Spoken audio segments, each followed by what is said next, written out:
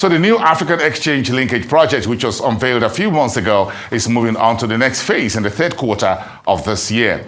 Yesterday, the Nigerian Exchange hosted an African-wide webinar to review the progress made so far on the AELP and what lies ahead. Let's take excerpts from some of the presentations. The Africa Exchanges Linkages projects present a monumental opportunity for investors across Africa and also across the world by fostering deeper integration and connectivity among African capital markets. The AELP enables enhanced liquidity, expanded investment options, and a broader access to diverse asset classes across participating exchanges.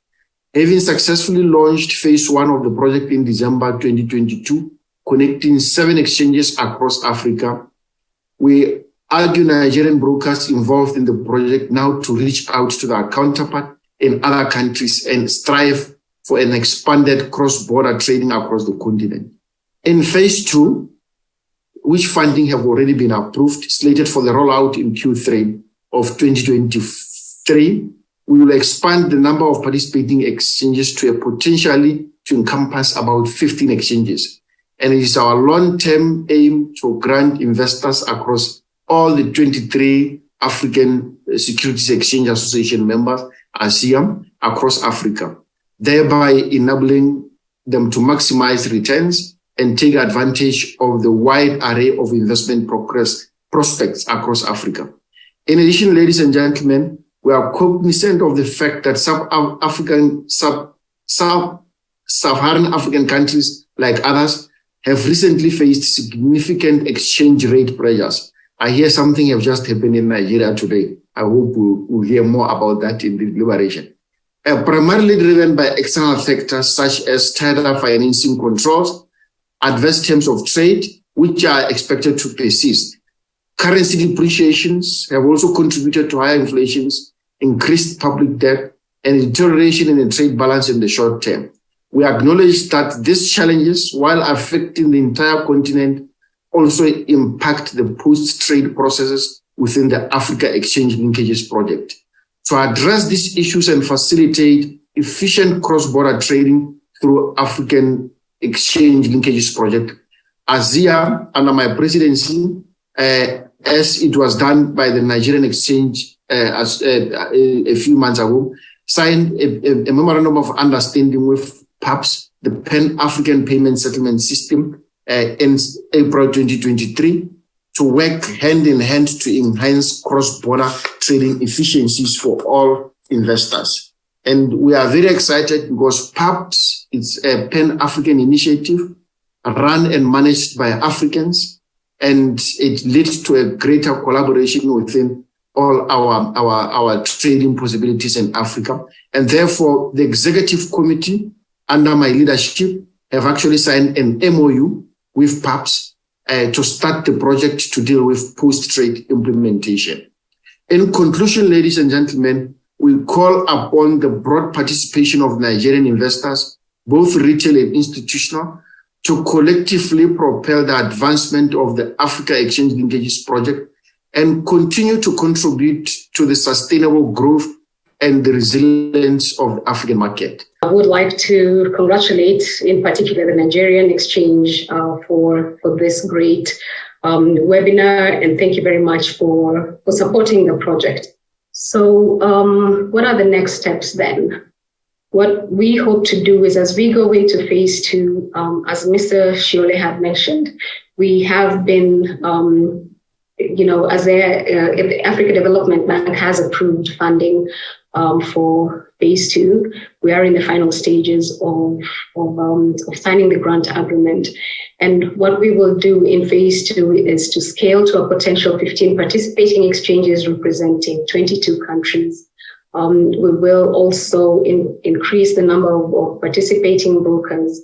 From the current 31, we will open that to also include the brokers from these exchanges. And the onboarding, and then the next process will be the expansion of the AELP link to accommodate the additional exchanges and also to accommodate additional brokers.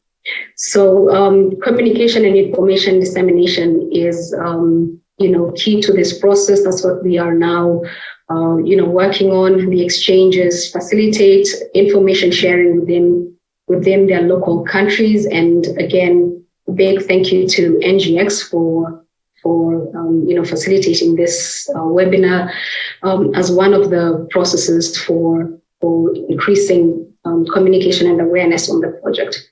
And again, I do look forward to that interview once we have found a date, just to, again, share information across the continent.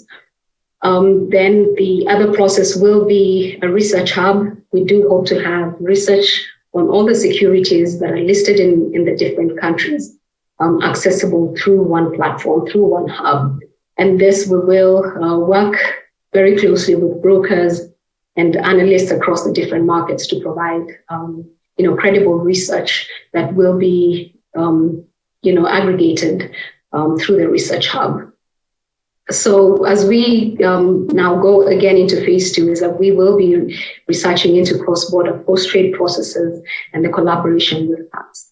And we are working through the different exchanges and regulators for some form of regulatory harmonization. We do realize that, every exchange has unique regulatory policies. And what we do hope to do is, to harmonize some of those and to also, increase on the commonalities that exist and work on eliminating regulations that prohibit cross-border trading. So as we go into phase 2, we're also, doing a survey on market readiness for the participating exchanges, or rather the potential exchanges that will participate in the AOP.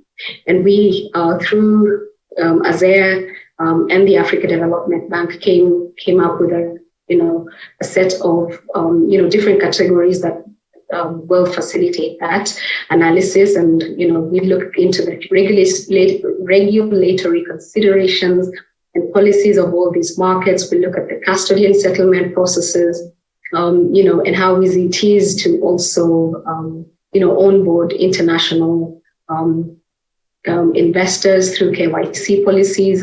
We look at the foreign exchange management and FX settlement processes in all these markets, and just the general market environment. How conducive is it for foreign investors?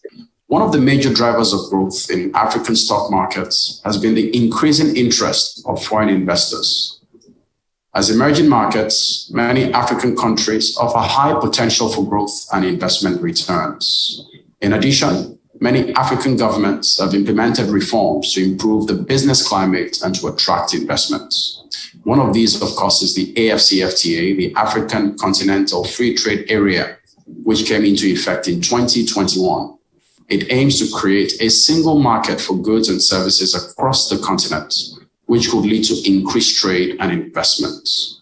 Currently, 29 stock exchanges are operating in Africa with a combined market capitalization of $1.6 trillion. Despite these positive developments, African stock markets still face challenges.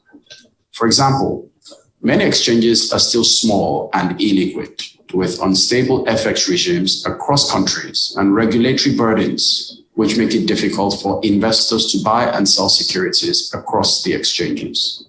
In addition, political instability and economic volatility in some countries can make investing in African stock markets risky. Therefore, the African Exchanges Linkage Project, AELP, which is a flagship project of the African Securities Exchanges Association and the African Development Bank, is aimed to facilitate cross-border trading of securities in Africa. Phase 1 is financed by a grant from the Korea Africa Economic Cooperation Trust Fund, administered by the AFDB.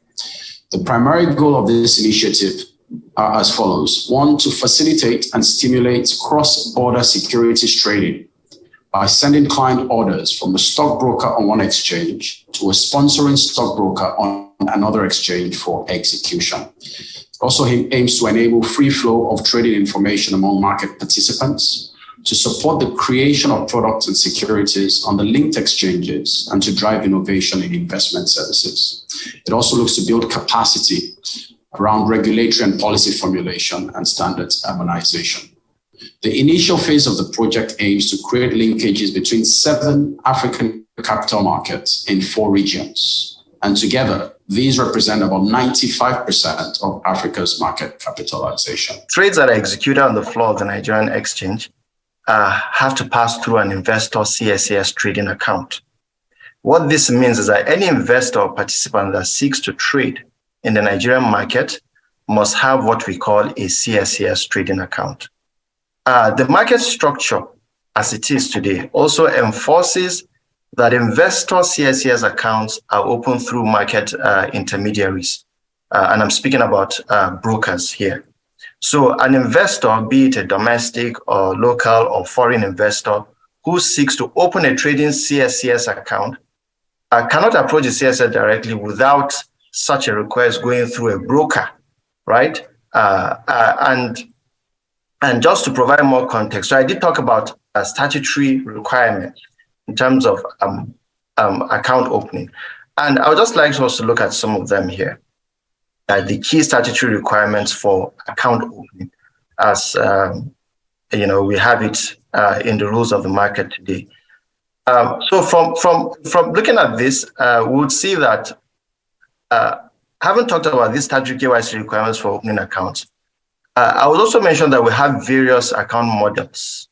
However, the NGX has also reviewed these models and identified that the nominee account model would perhaps be the most suitable approach for admitting foreign participants in the market at this time.